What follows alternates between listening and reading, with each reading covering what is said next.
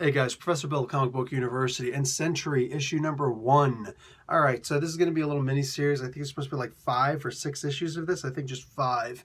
Marvel's been doing that a lot lately, and that's actually a really good thing in my opinion, because we want to know what happened to the Sentry. Like, we already saw a little bit of Donny Cates explaining what happened to a degree, a very tiny degree, what happened to the Sentry, a whole lot about what happened to the Void.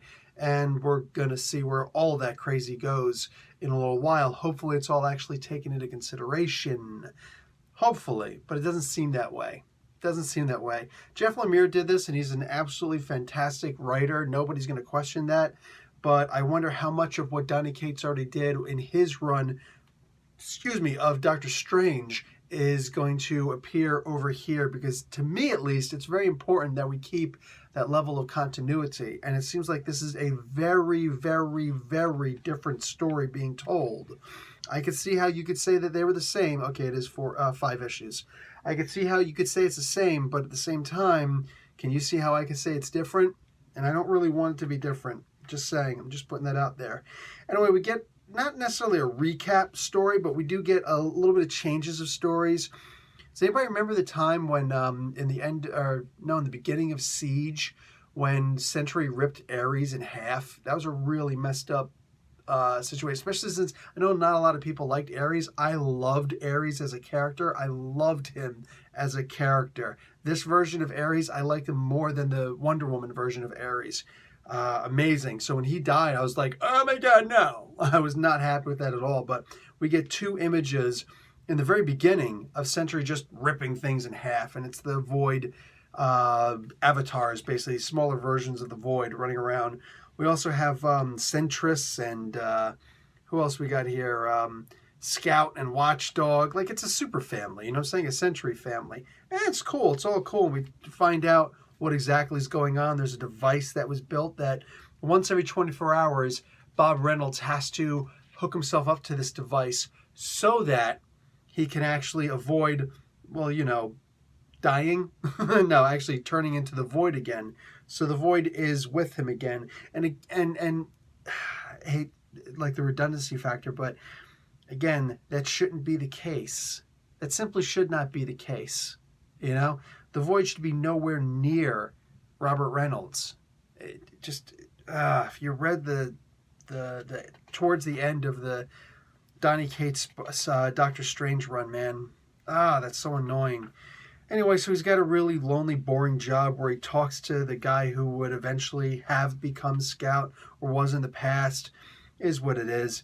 And then Misty Knight shows up with a task force about, hey man, you've been doing your job, we know you've been doing your job, but you haven't been coming in for your reports lately, and that's not cool. You have to come for the reports. You have to do all these things, otherwise they're going to lock you up in a cage someplace and, hurt you and stuff. And that's not cool. Misty Knight is a total B in this. Like 100%, she is a total B. And sorry, I don't ever remember. It's like she's under somebody's control. Look, I get that Sentry is the most dangerous person you could possibly imagine, aside from the Hulk. You know what I'm saying? And he can get around a lot faster than the Hulk can. So maybe he is more dangerous. But when push comes to shove, Misty Knight saying something like, I don't have any choice. My superiors told me I have to do this.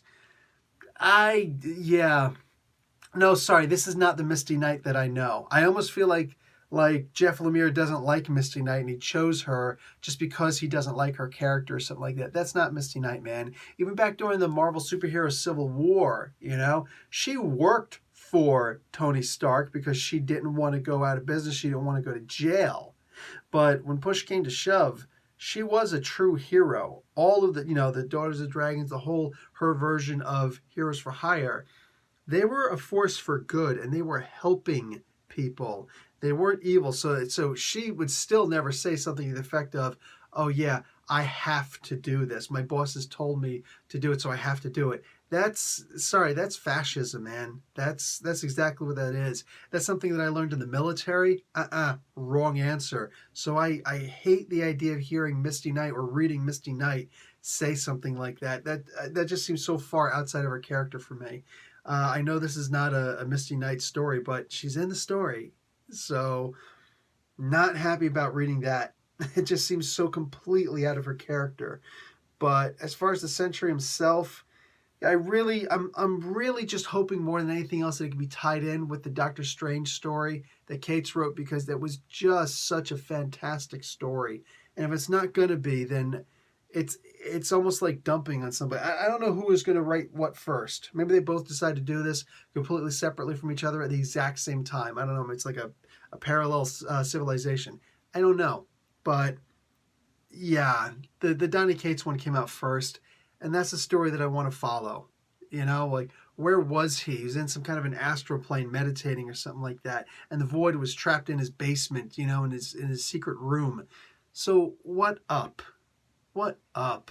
Not We'll see what happens. We'll see what happens. All right, guys, that's it from me. Professor Bill, Comic Book University. Class dismissed.